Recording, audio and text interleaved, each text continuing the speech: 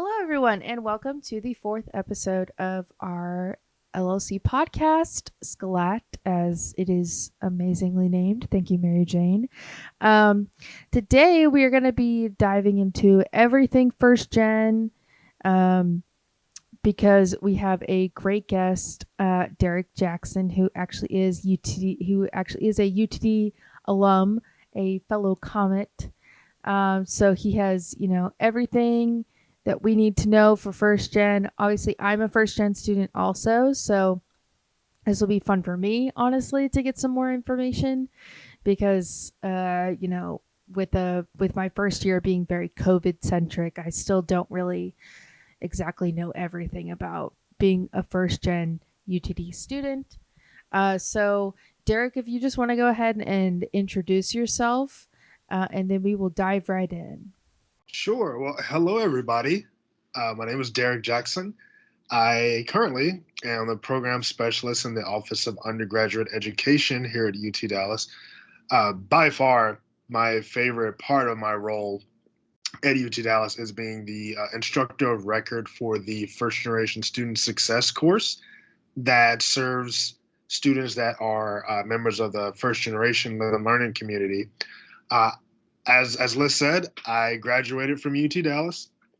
What seems like, well, still in the window of relevancy, I would say. I got my bachelor's in 2015, and then I got my master's also from UTD in 2017. My bachelor's degree was in psychology, and my master's degree was in psychological science.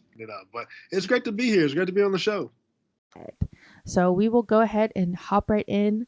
So the first question I have is, how is it like trying to adjust from like a high school environment to a more mature college environment? Man, that's such a great question, and it was very interesting. I remember basically. So this interview was very timely because it's literally 10 years since I moved into Res Hall North. So I remember the day vividly. It was Tuesday, August 16th, 2011, and so I remember I remember getting out of the car with my stuff and like really just having to work my way to the room using the signs that were in front of me. Like you said, my mom and she was like, "Well, let's just Yeah. try to find the room." It really started like months before when I came Mhm. to UT Dallas when I was still a senior in high school, Scholars Day, and Oh, yeah. that's different. Yes, you could tell when you were there. If you were visiting campus, you're like, "Hey, this is already mad different than high school." Yeah. Have so much more time and like everything is just kind of like out there. It's like starting an RPG for the first time, role playing Yeah. game. And Yeah. like you're like, okay, I'm at like level one and I have no items or nothing. I'm just bloop, just there. So Yeah. that transition was, it was a little bit of a learning curve. Nothing too like detrimental. I was just trying to feel my way around, and adjusting to sort of the structure of high school to the kind of semi structure, I would say, of Yeah. college. That was something that, it definitely felt different. And I have to say that I couldn't really put a label on it at the time.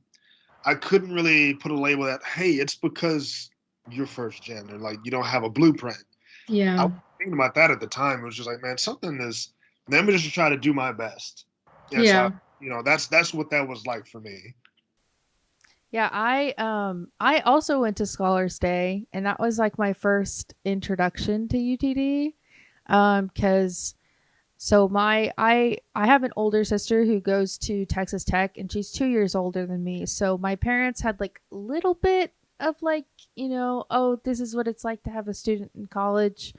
So they had a little bit of like an idea of what it would be like, but I was like dead set on also going to Texas Tech. Um, but it just like I thought about like being 6 hours away from home wasn't like it wasn't the thing for me. And then my friend introduced me to UTD. She was like, yeah, she's also first gen and she's at Collin right now, but she'll be transferring next year. She was like, you should come to Scholars Day with me and you'll like experience it. And I came to campus and I just like instantly was like, whenever you go to a school and you're like, oh, this feels like Yeah. the right fit for me. And I stepped on that campus and I was like, you know what? I think I've made my Oh, decision. I'm staying closer to home because even though it's not, a huge school and even though there's not a marching band or football team, it's like a nice tight knit community. So I don't have to feel kind of like, just like an isolated person in a giant crowd. yeah, what that absolutely resonated with me. Everything from not wanting to be too far away from family. And that's a common trend among first generation students for a variety of reasons. Chief among them is a lot of us have obligations to family back home. And me, I fancy myself a little bit of a mama's boy. I like being close, And so, but and what's interesting, and I tell my students this, even though so I'm from Dallas, born and raised, and even though I was like anywhere between 26 minutes and 32 minutes, depending on the traffic on 75, away from UTD, when I moved into North, I still felt a little homesick. I Yeah. definitely. And what's crazy was my fraternal twin brother also went to UTD.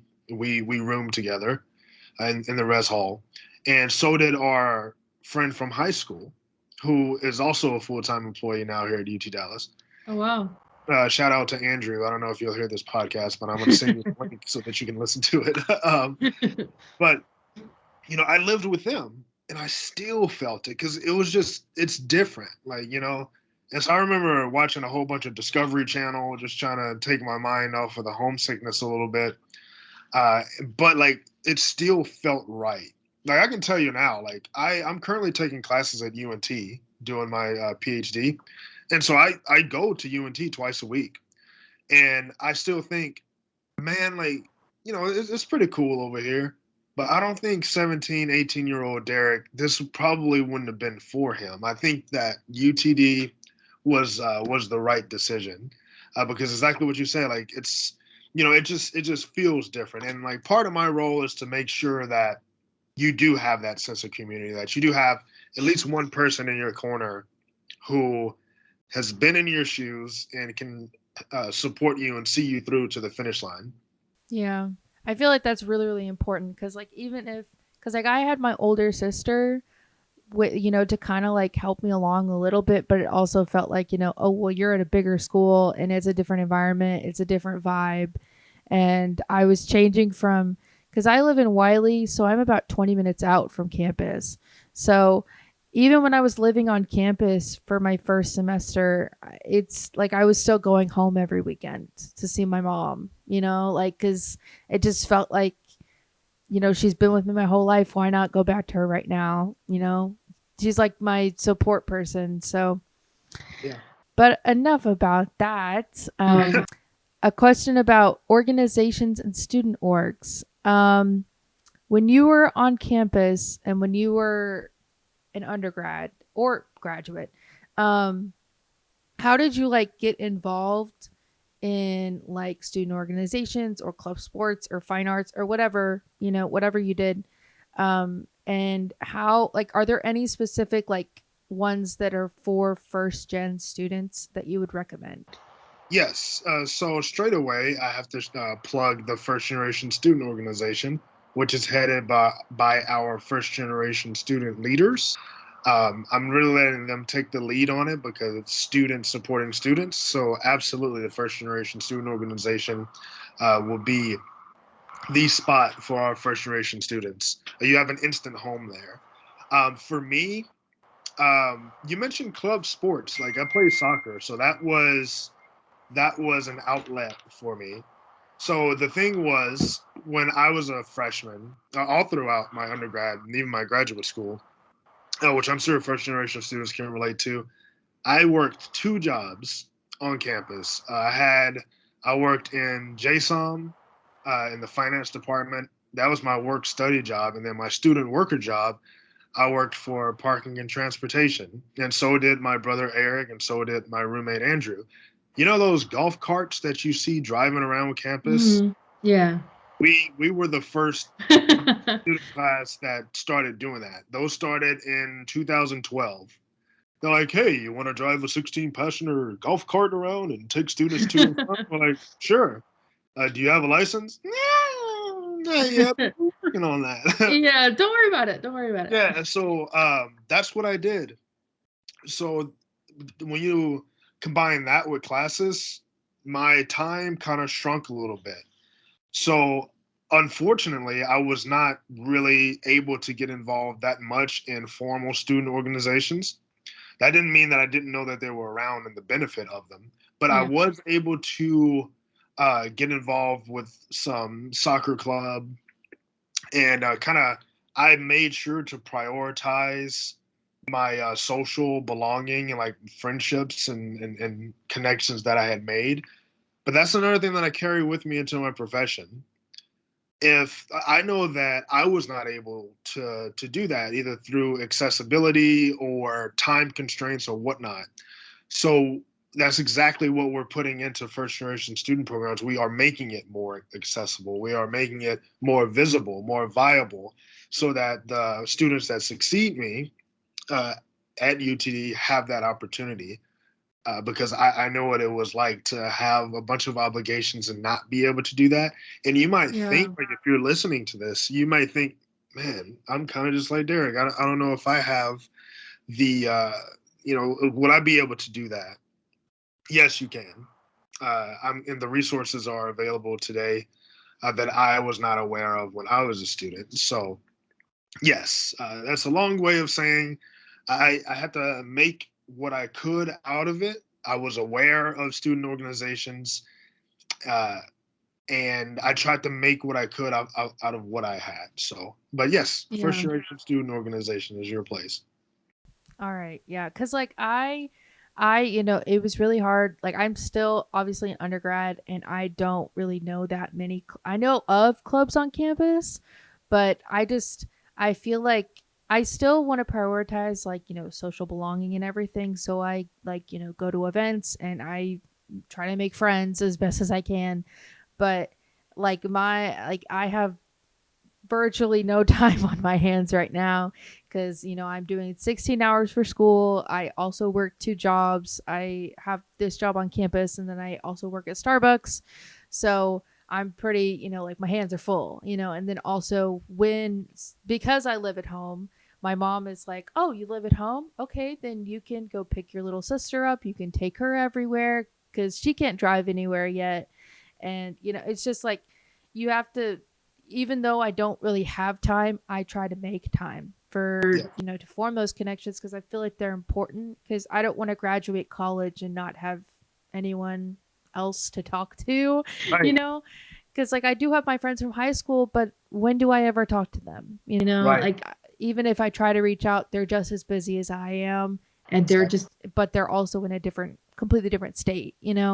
So I try to get into like I'm in undergraduate success scholars right now. so, Yes, right yeah. on. So, Yeah, so I do stuff with that, and I try to get involved with that as much as I can because I still want to get that social involvement, even though I'm like one of the busiest in the most busiest state of my life right now. Yeah. Um, Another question. Let's see. When you were in your undergrad or grad, who did you go to reference mainly for academic assistance, accessing study groups, and who would you recommend first gen students reference for similar help? Okay. So, um, I consider myself very lucky in this regard. When I applied to UTD, I came from a school, like a high school, where a bunch of other people were applying to UTD.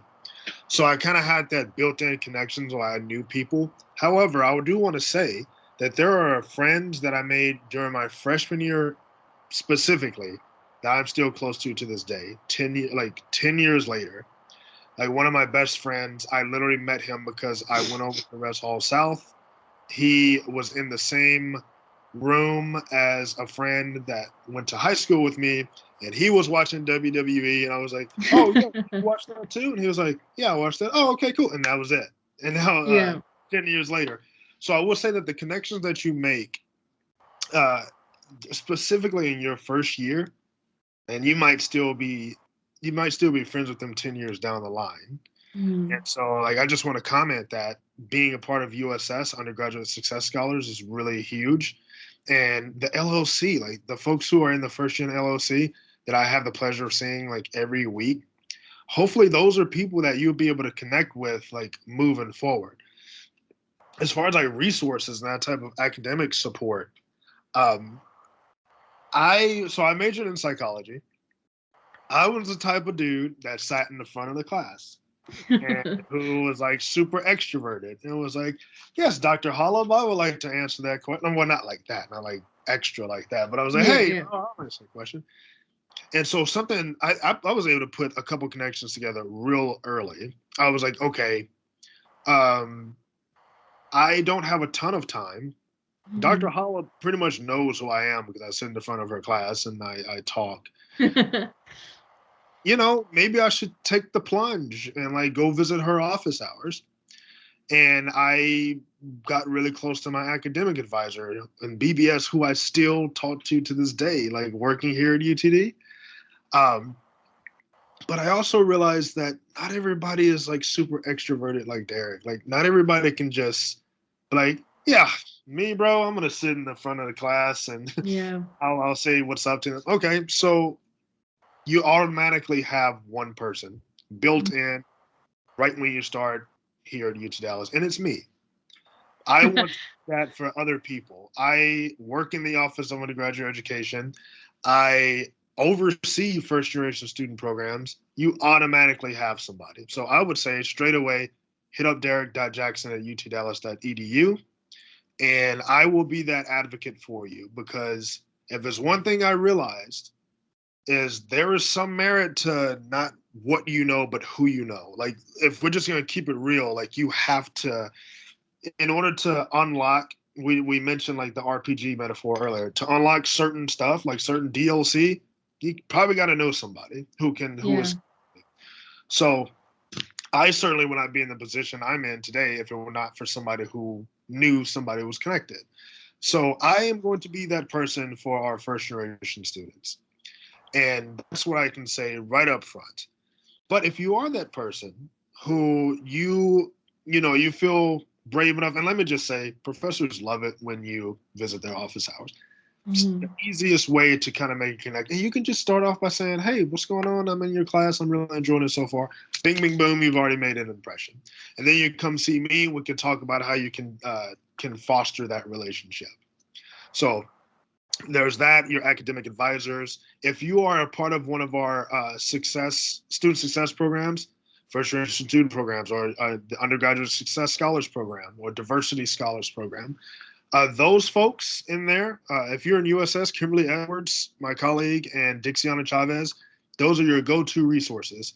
Like, so we are trying to make it to where you don't have to like go out and fish for it. You know what I mean? Like, I don't want people to have to do what I did. If you can help it, we want to make sure that it's baked into the cake. Because Yeah. I don't want students to kind of be out there and just at level one trying to figure out, well, what the heck do I do? Like, I already don't have a blueprint because I'm first gen. Mhm. That's not necessarily a disadvantage.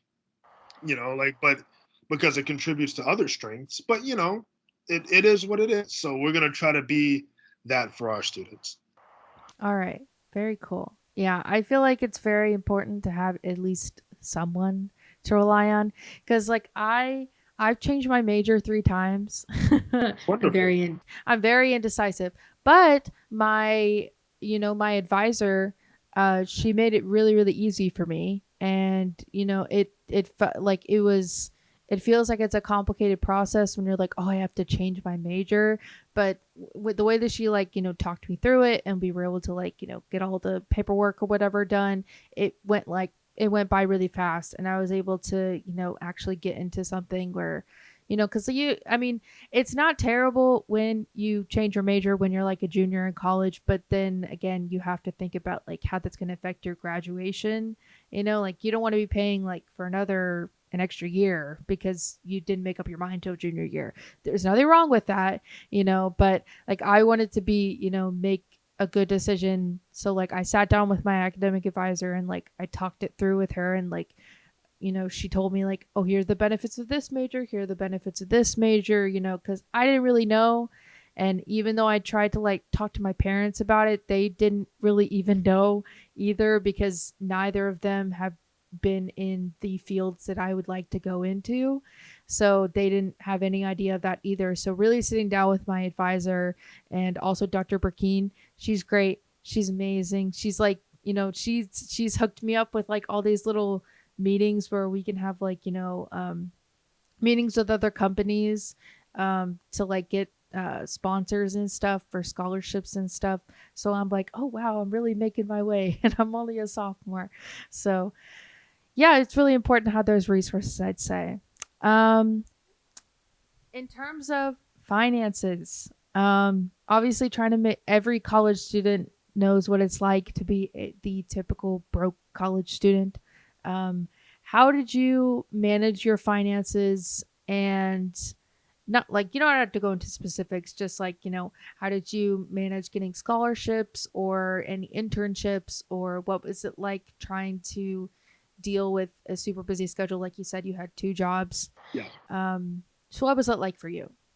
Yeah. So I was not on any type of scholarship when I was at UT Dallas, right? So but I did receive financial aid, and it is like, I'll be honest with y'all, like when I got my refund the first time, I never seen that amount of money in my life, I know.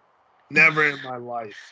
And so it's like, oh wow, that's that's a big responsibility, because I knew that I had to pay for things. I didn't start hardcore budgeting, like when I'm like sitting down and writing things down, until I was 25. I'm 28 now. Don't do that. Like start as early as you can, right? But that doesn't mean that I didn't know what I had to pay. So I always had an idea of what I was quote unquote working with, like my actual working balance, so to speak. Mm, So I knew, 600 X dollars was already spoken for every month. I had yeah. to back then, like we paid monthly when we were at the residence halls. So I knew that I needed to pay that. That was all coming out of my refund. Yeah, I knew dudes that were buying stuff that maybe they shouldn't have bought with their refunds. Like, at least, Yeah. you know. Uh, Yeah. so it's really important, especially for us. When I say us, I mean first generation students, because a lot of us, like, in my experience, never seen that amount of money. Yeah. You don't know what's already spoken for. So Mm, I had to really, and thankfully I had my brother that can kind of we held each other to account. mhm. It's like, hey, we're already broke. We don't need to be Yeah. broker. Like, Yeah. we can't afford that. So we're on meal plan. So, we supplemented what we could, like ramen. Y'all know how it is. Yeah. Uh, when it comes to financing, here's another interesting story. I mentioned earlier that I worked at JSOM. Okay. So the professor that I did the most like work for was a gentleman by the name of Jared Pickens. One day in 2012, I go into his office and he's writing something on some sticky notes and some paper. And he was like, "Hey, Derek, I'm thinking about, like, I want to start this student financing program for students. I'm thinking about the name Comet Sense. What do you think about that?" And I was like, "Rose right off of the tongue. What else was it is a Mhm. cool name. What else was I gonna say?" So, Yeah. it rose right off the tongue. I was like, "I love that, and I can actually use that." And I was thinking, okay, well, what would you be doing? It's like, well, it's okay. Here's the ideas I have for it. I'm thinking, you want to try them out on me? Like, here's my Yeah. situation. What do you suppose I do? He was able to tell me not to try to appraise my Quincy Carter uh, Cowboys jersey, because he's like, that's not gonna be worth another dog. Yeah. Anyway, and like, fast forward 10 years almost, Common Sense is here, and it's serving many students, and I can't recommend it enough. If, like, Common Sense is the place for our first generation students, and it's run out of the Office of Undergraduate Education. Literally, my colleagues are the ones running it. So I would say the Common Sense program is your go-to. As far as internships, um, if you meet with us, like with you know, Liz mentioned Dr. Courtney McKean earlier, aka Captain Marvel. She's fantastic. And myself, like we are able to sit down with our students and say and kind of war game out. I think that here's some internship opportunities that might be available. Let's talk through how we can apply for them because I know that all of our students have access to Handshake, but that can be kind of uh, Yeah.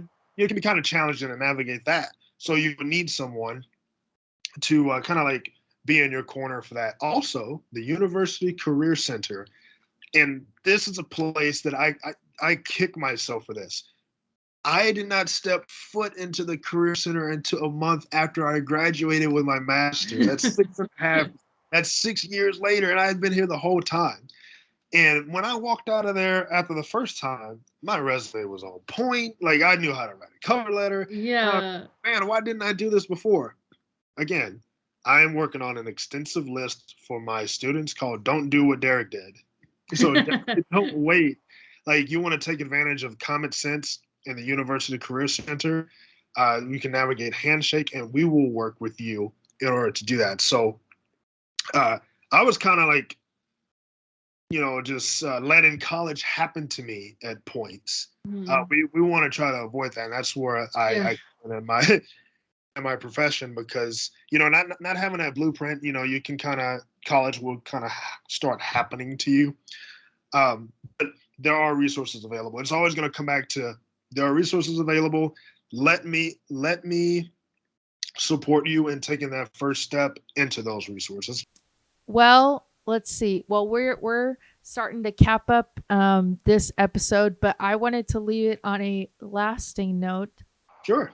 with this impactful philosophical question. What does being first generation mean to you? And does the title of first generation student still impact you today? Obviously, it does in your profession, but how would you say it impacts you, like impacts your life just in day-to-day life? Even like say you didn't go into this, if you didn't go into this line of work, how would being a first generation student have positively influenced you? That is such a fantastic question. And I'll start at the beginning. So, what first generation means to me is it means that I have the opportunity to do a wonderful thing and really break down barriers. Like we're going to climb a hill that has never been climbed before. And Yeah. with that comes a lot of, we put the expectation on ourselves. We don't even need someone to be like, you got talent, kid. We're really looking at you. We're already Yeah. doing. We're already because we have people watching us. Mhm. You got your younger sibling watching you. Yeah. You know, my grandmother when she found out that I was studying psychology, she just continually referred to me like as Dr. Drew, which I think was a TV show, Yeah. right? And so, can you imagine my elation when I got accepted into a doctoral program and I was able to tell her, when it's all said and done, you will be able to call me that? Yeah. Like, I get goosebumps just thinking about it. Like, we're carrying with us, and it has a lot of benefits, like this sense of responsibility almost. And I'm a big Spider-Man fan, so a really big fan of great power, great responsibility, which Yeah. leads me to my next point. In my profession, I was able to scale the mountain that is UTD and graduate from it. And the only thing I want to do is step on when I step onto the mountain, turn around, put my hand down, and help someone else up. Yeah. Like and that's what I'm doing right now. The title of first gen, yeah, it absolutely follows you for the rest of your life. Like I am now a first generation professional. There is no one else in my family who is a professional in higher education. There's no one else who is studying what I'm studying in a doctoral program. And even through my research, it's influenced my perspective in research. I'm coming in with a certain perspective. I'm coming in with certain research interests. When you're in your when you're in your job, wherever you end up, you're gonna have with you this resilience and this sense of uh, basically, okay, I've done things like this before. Yeah. I have faced challenges before. I figured it out once. I'm going to figure it out again and again and again and a dozen times. And I know how to utilize people and resources. And All we right, have a very cool. tremendous amount of uh, resilience and really pride. We have first generation pride, not in a bad way, Yeah. not pridefulness like in a bad way, but it makes us feel good. It's what keeps us going because we're not just doing it for us, you know, Yeah. we're doing it for so many other people. So that's why I'll leave you with. Like basically, the saying, the world is your oyster, when you're first gen, it really is because you're navigating the same map as everyone else, but you don't have as much guidance. So you have to kind of guide yourself. So Absolutely. I think that's really important. And that's a good thing you said that. So this has been so much fun talking. Like I love being first gen, and I feel like being first gen is such a unique thing about people. And I love meeting other people who are first gen. Because you really meet like people that are first gen. They really want to. Exactly. I So, think Tony Stark said it. He said it best when he told it to Peter. He was like, "I want you to." Peter's like, "I want to be like you," and Tony Stark's like, "I want you to be better." Like yeah. that. That's it. That's it right there. Yeah. All right. Well, if you have any resources, go ahead and shout them out real quick, Yes. and then we will go ahead and wrap this up. Right. Firstgen.utdallas.edu is our website. Firstgen@utdallas.edu is our email. The Office of Undergraduate Education. Honestly, if you go into UT Dallas, the website, and just put in Office of Undergraduate Education, you'll find us. You'll find a bunch of resources. I have to shout out our Instagram at UT Dallas First Gens is where you can find us. We have a YouTube channel, First Generation Comments. It's all there. And I look forward to maybe meeting with some of you who may listen to this. I'm like, that guy sounds cool. I'd like to talk to him. So, yeah, it's been a pleasure. All right. Thank you so much, Derek. Obviously, for everyone listening to the podcast, this is our podcast channel. You can listen to our other episodes that we have. You can go to our Instagram and our Twitter or our Facebook. They're all the same, at UTD LLC, 6 letters, not hard to forget. And you can find all the kinds of events that we have there. You can get to know us through there. You can go to our website. Yeah, it has been such a pleasure talking with you, Derek. And this has been Sklat, our 4th episode. And good luck, first geners. It's definitely a pleasure to give advice to fellow first gen students. I'm sure Derek can say the same. 100%. Thanks for having me. Of course. Go Comets. Oosh.